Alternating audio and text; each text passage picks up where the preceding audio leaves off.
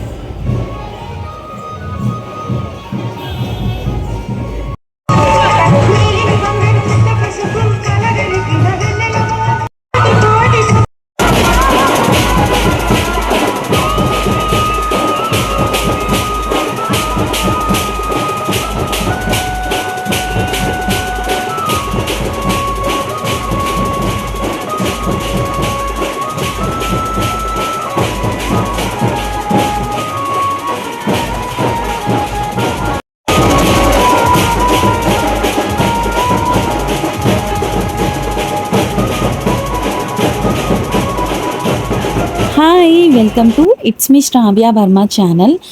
మేమైతే ముసాపేట్ దగ్గర గణేశుడి శోభాయాత్ర చూడడానికి అయితే వచ్చాము. ఇక్కడైతే అసలు ఎంత బాగా చేశారో, అసలు ముందైతే అమ్మవార్ల నృత్యాలు, ఇంకా బ్యాండ్కి పెద్ద పెద్ద బొమ్మల్లో మనుషులు ఉండి డాన్స్ చేయడము, ఇవన్నీ చూస్తే చాలా బాగా అనిపించింది. టైం అయితే 12 అయ్యింది, 1 అయ్యింది అనుకుంటా. మేము 10:50 కల్లా అయితే ఇంట్లో నుంచి స్టార్ట్ అయ్యాము.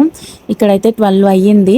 అయినా సరే అసలు ఎంతమంది జనాలు ఉన్నారో, నేనైతే ఈ టైంలో ఉంటారా అని అనుకున్నాను, కానీ చాలామంది జనాలు అయితే ఉన్నారు. వినాయకులు చూడ్డానికైతే ఈ టైంలో కూడా ఎంతమంది వస్తున్నారో తెలుసా. ముసాపేట్లో ఒక స్పెషల్ ఉందండి. సేమ్ మన హైదరాబాద్ గణేష్ లాగా ఇక్కడ కూడా బడా గణేష్ ఉందంట. అది ఓన్లీ ముసాపేట్లో పెద్ద గణేష్ అనమాట. సేమ్ ఖైరతాబాద్ గణేష్ అయితే ఎలా నిర్మిస్తారో ముసాపేట్లో ఉన్న గణపతిని కూడా అక్కడే కడతారంట. మరి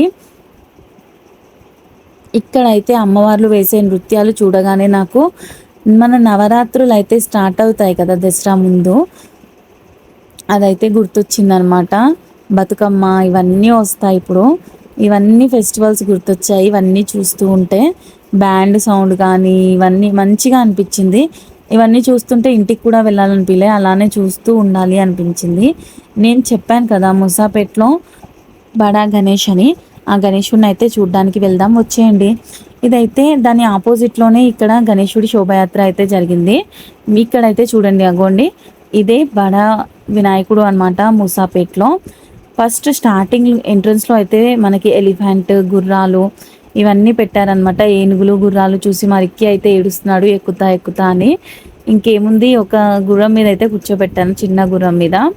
మా రిక్కీని చూసి ఒక అతన్ని ఏం చేశాడంటే, చిన్న బాబు ఏనుగు ఎక్కడానికి ట్రై చేశాడు, ఏనుగునైతే కింద పడేశారు. మళ్ళీ అందరూ లేపి నించోబెట్టారనమాట. అలా ఉంటాయి పిల్లల పనులు అయితే.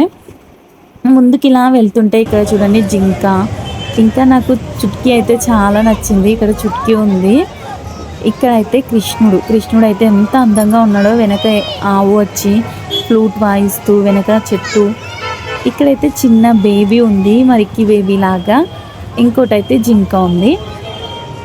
ఇంకా పైన పెద్దగా వినాయకుడి ముందు అయితే 2 పికాక్స్, అటు సైడ్ ఏమో వెంకటేశ్వర్ల స్వామి విగ్రహం అయితే పెట్టారు.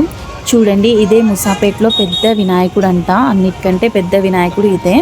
అసలు ఈ టైంలో కూడా ఈ వినాయకుడిని చూడడానికి బండ్లు ఆపి మరి ఎంతమంది వచ్చి ఈ వినాయకుడిని దర్శించుకొని చూసి వెళ్తున్నారో. బాగా అనిపించాడు ఈ వినాయకుడు కూడా. మేమైతే ఇంకా వినాయకుడిని చూసేసి బయలుదేరామన్నమాట ఇంటికైతే వెళ్ళడానికి.